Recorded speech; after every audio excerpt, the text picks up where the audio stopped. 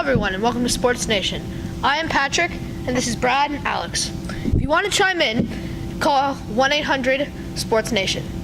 So let's get into the draft. What are your thoughts on top three? Alright, my top three picks, DeAndre Ayton going to the Suns at number 1. He's from Arizona. He didn't grow up there, but he went to college there. And he's a very athletic big man. He can shoot from the perimeter. I think he's very underrated. At the number 1 pick, I think he can be a future All-Star. And number 2, I got Luka Doncic. I think Luka Doncic is going to be a very good player. And then number 3, I have Marvin Bagley. Some people think he's going to drop. Maybe Mo Bamba will be number 3, or maybe Jaren Jackson. But I think those are by far the top 3 players in this draft. I couldn't agree with you more. I definitely think DeAndre Ayton is going to go number 1. However, I think Luka Doncic is going to drop to number 3. Bagley is going to fall at number 2. I think it just fits everybody a little better. And DeAndre Ayton, I definitely agree with you. You know, he's very athletic. He's a big man. He can score inside the paint, and he's definitely lethal to any offense. And we've also seen European players not do so well in the NBA. What are your thoughts on that? Now, he won MVP in the EuroLeague, the top league outside of the NBA and the G League, by many people think. Now, I think he's ready, and I don't think he'll be a bust. Many NBA players, if they're older or if they're not good enough, they go to the European League because there's still good players and good competition, and NBA scouts recognize that they still have some stuff in them. Yeah, as you said, you know, the European League is definitely a lot different than here in the United States. But I still think Doncic is going to be a good player, not, you know, quite a Hall of Famer type of player, but definitely he's not going to be a bench player. I think he's definitely going to fit well in the starting lineup. And what are your opinions on the Bulls getting the 7th and the 22nd pick? What do you think they can do with that? So I think the Bulls, I think they have their point guard, their shooting guard, and their power forward locked up, and Lauri Markkanen, Zach LaVine, and Chris Dunn. They do need some help at small forward and center, and I think they're in the perfect position.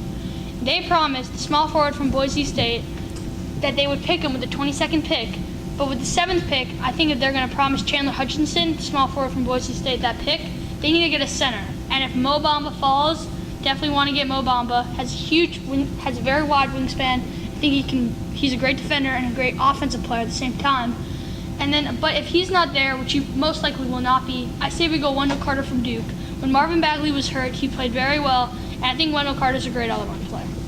I mean, I definitely think the Bulls should definitely draft a center. They definitely need someone that can score inside the paint. I can't really tell you right now who that center would be because, you know, things change and that you never know. There might be a steal in the draft. So right now, center is definitely the best fit for them at the 22nd pick. Okay, now let's move on to the World Cup. So let's have some predictions of who's going to go far, who's good, who's going to win. Right? I have Portugal winning it all. I'm going out on a limb to say this. Cristiano Ronaldo can carry them to a win. Yes, the defense didn't play that well against Spain a couple days ago, but, you know, Spain is one of the favorites to win, and they had a very hard first game matchup. Cristiano Ronaldo on 4 shots scored 3 times, and Lionel Messi on 11 shots scored 11 times in Argentina's last game of the World Cup. So I love Cristiano Ronaldo in a big setting like this, and I think he can carry Portugal to a win. I have Belgium winning the World Cup. I mean, they're just a great, well-rounded team. They got power on offense, they have great finishers, and they have a great goalkeeper, and along with a great defense, they have a lot of talent. I definitely think that they are one of the top competitors. Okay, well, now you also have to realize that you saw what happened in the first, and they're still going on, the first round of the World Cup games. A lot of upsets. Now, not losing upsets, but Brazil tying 1-1, Germany falling to Mexico, which isn't as you can believe it happening.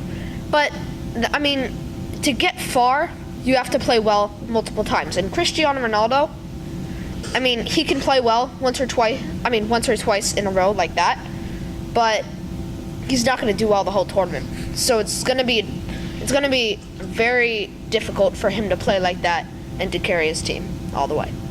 And now let's go to Kawhi Leonard. People have asked where he's going to go, and, you know, just what's your opinion? No, I think Kawhi Leonard is going to end up going to the Lakers. He requested a trade there. Now, yes, it could be the Clippers. He hasn't specified if it's the Lakers or the Clippers, but everybody wants to go to the Lakers. Magic Johnson, a bunch of greats have played there, and now I think he will end up going to the Lakers. I just don't think the Lakers are the right fit for him. They have Kyle Kuzma, they have Brandon Ingram, they have the small forward talent, and they don't need him. I also think that Kawhi is going to go to the Lakers. I know a lot of people think he might go to Philly. I just don't see it happening. Kawhi is definitely a questionable player. He gets hurt a lot. He had troubles with the Spurs, and I think that the Lakers are definitely the best fit for him. And now let's go to our first caller, Rashad. Well, hi guys. First of all, thank you for having me on. Great show. So Kawhi Leonard is, I would say he's the best two-way player in the league right now. Definitely a top 3 player overall with LeBron and Kevin Durant and such. So really, if you think about it, going to LA, does that really make sense for Kawhi Leonard? Because if he goes there, is he going to win something?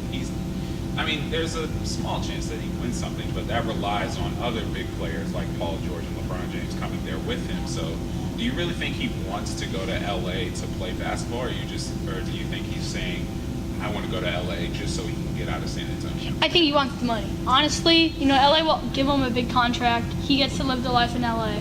And, I don't blame him for that, but I think as a NBA basketball player, your number one priority is to win a championship and make money. And yes, he's doing one of those things, but you can win a title in San Antonio. You have one of the most likable coaches who he didn't have great chemistry with Greg Popovich. And that worries me because almost nobody doesn't have great chemistry with Greg Popovich. I agree with both of you. Most NBA players join a team to win.